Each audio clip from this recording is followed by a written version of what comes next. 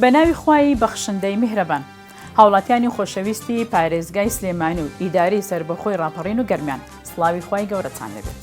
پەیامی من بۆ ئێوەی بەڕێز کە شایەنی زیاترن بۆ خزمەتکردن، بۆ گەڕانەوەی مافی ژنان، بۆ پاراستنی بەها کۆمەڵایەتیەکانی خێزان، بۆ گەڕانەوەی ڕەوشت و دینی گەنجانمان کە بەداخەوە ڕۆژانە کار بۆ بەلاڕێدابردنی کچان و کوڕانمان دەکرێت، بۆ ئەوەی ژیانی هەر یەکێکتان لە بێموچەیی و بێخزمەتی و بایکۆت و نەبوونی ئاو و کارەبا بگۆڕدرێ بۆ باشتر ئەو کەسانە ڕەت بکەنەوە کە 32 ساڵە داهاتان دەبن و ڕازگۆنین لەگەڵتان. بەندە شنۆ عەبدوڵڵا پێنجێنی، کاندیدی ژمارە 5 لە لیستی 147 کۆمەڵی دادگەری سەر بە پارێزگای سلێمانی و ئیدارەی سربەخۆی گەرمیان و ڕاپەڕین.